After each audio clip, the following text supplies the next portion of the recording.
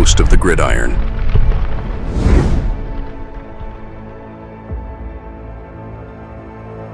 It's like, this is just crazy. There's no team out there. Obviously Jones, we know what happened with him. But then, then you bring DeVito in there, right? And then what happened? He gets injured. His first game, right? The forearm. So he can't make it, right? He can't continue to go on, right? So then we got to put Locke in there. And then what happens with Locke? He winds up hurting his heel, right?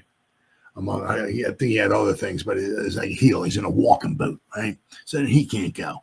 So we put DeVito in there again, right? And he doesn't even make it for a half. And he wants.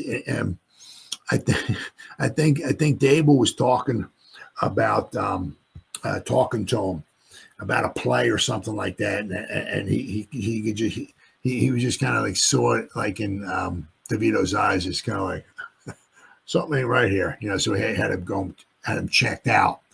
So it wasn't like he got pulled out of the game or something like that, and he got put in the tent and checked out for concussion. But no, apparently like Dable was the one who saw him, found him, So then, of course, then you put Boyle in there, and obviously Drew Lock was the emergency quarterback. So, I don't know what the hell would have happened, if we had to put Locke out there. The guy's in a walking boot a couple of days ago, then to be out there running for his life against the. What an absolute mess. Absolute mess. I said, it's the first time since 1992 we've had 4 quarterbacks throw passes for the Giants. Yeah, in '92 that was a horrible season. That was Ray Hanley's second season, because after the '90 season, Parcells left. And then we had Hanley. I think we were 8-8, I think, in '91. And then, of course, it just got worse in '92. And that was Hanley's last season. Yeah. And then we brought Reeves in 1993. And we rebounded in '93. We went to the playoffs and everything. That was Taylor's last season. That was Phil Simms' last season. So. But you got to give Boyle some credit here. Got to give the guy some credit. Tim Boyle reflects on the Giants' debut and challenges he had to overcome. Like most backup quarterbacks, Tim Boyle knew he had to stay ready for anything just in case. Yeah, but staying ready and being ready are two very different things, especially if you're not getting reps with the receivers you'll be throwing to during the week in practice. Well, he was the backup quarterback, so the lion's shares of the first string quarterback went to Tommy Chicken cutting the Parmesan, right? He's the starter. He's the one that's starting. So like after the game is over with, he like never threw passes to like Malik Neighbors, Wandale Robinson, Darius. So he's going on the field. You don't know how these guys run their routes. They're not. A football coming to you is a football, but quarterbacks maybe have little idiosyncrasies of how they throw the ball, how the ball comes, and some guys throw it on a line, some guys have a little hump to it.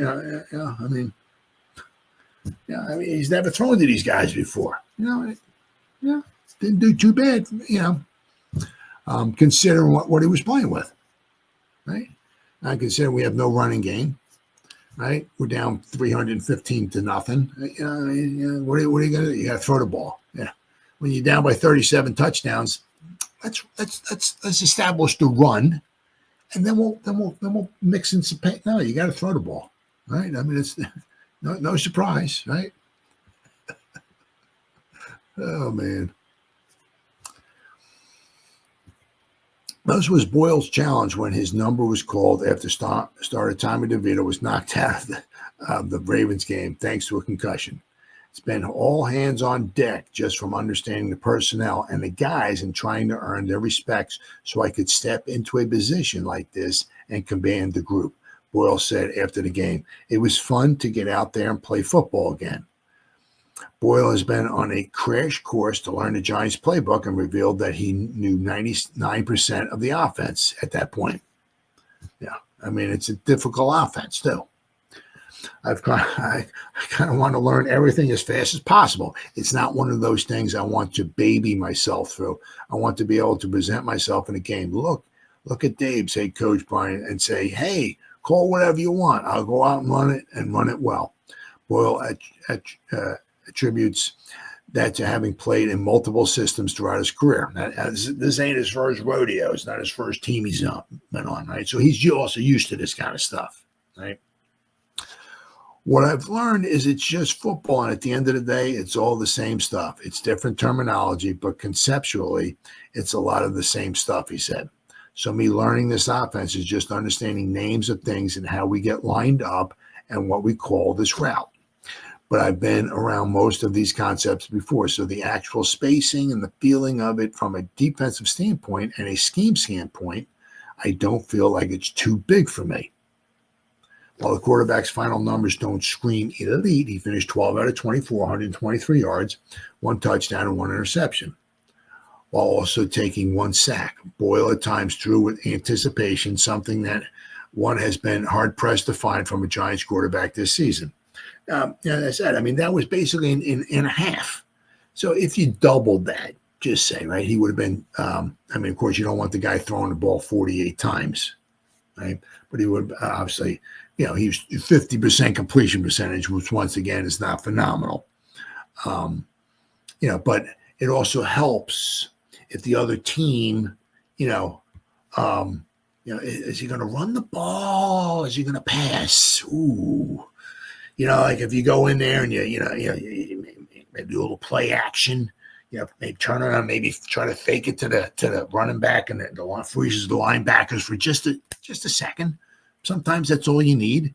But it's like, the Ravens are like, we're winning by 318 points. I don't give a rat's rear end if they run the ball. Run it. Go. We'll hang back here. You want to run it? Go. We'll run up. We'll make the tackle. The clock will keep running. And we're going to kick your ass, right? The game will be over because you're running the ball, and we're going to win. No, we're winning by 318 points. So they're going to run. They're going to pass. What are they going to? No, they know you're going to pass. Right? So, he would had he played at that rate at the whole game, right? He would have had almost 250 yards passing. Right. I said, once again, you don't want the guy throwing the ball 48 times. But as I said, I just read it in that last thing.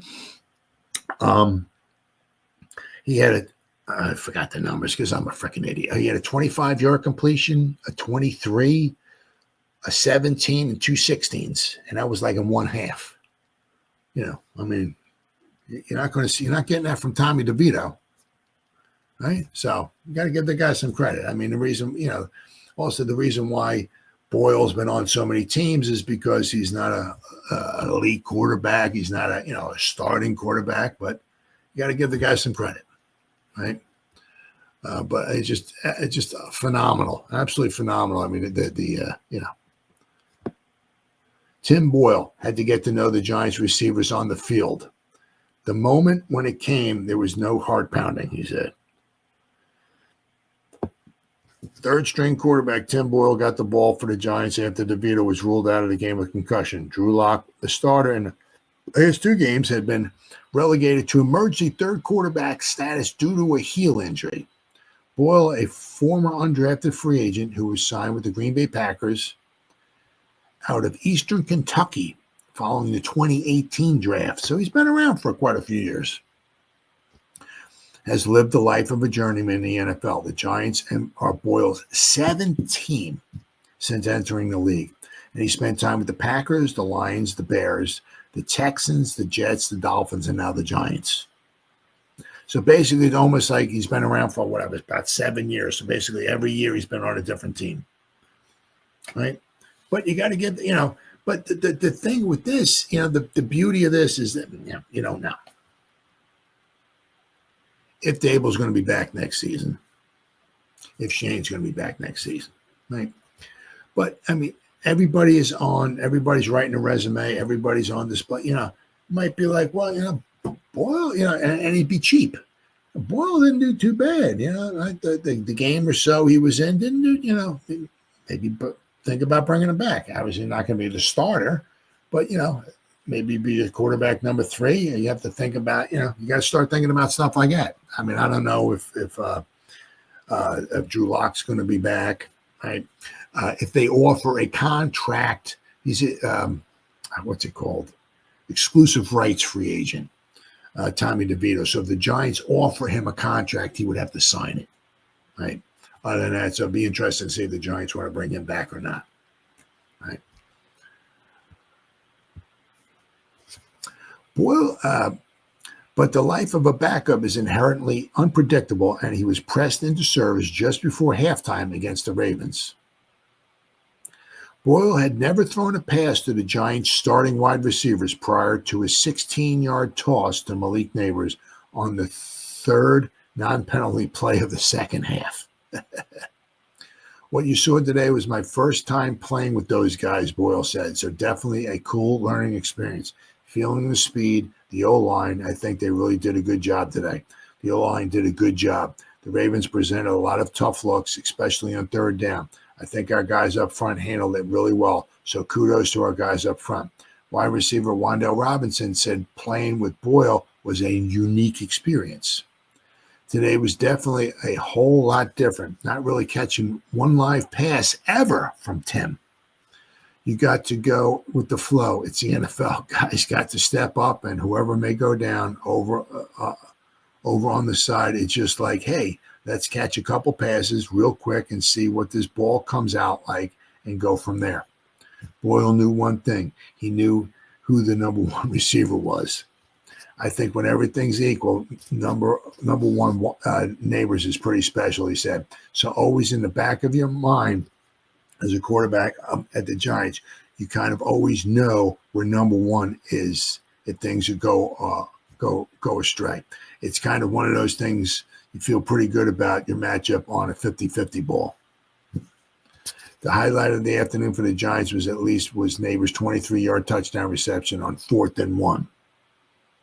See, I mean, that's one of those things. It's kind of like, a lot of times on 4th and 1, well, let's try to pound it up front with Tommy. We couldn't even make a half a yard.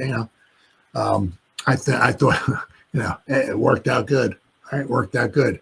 Right, but a lot of times 4th and 1, we try to run it. Maybe we don't get it. We look like, right, we look like laughing stocks once again. But on this time, right, it was something different.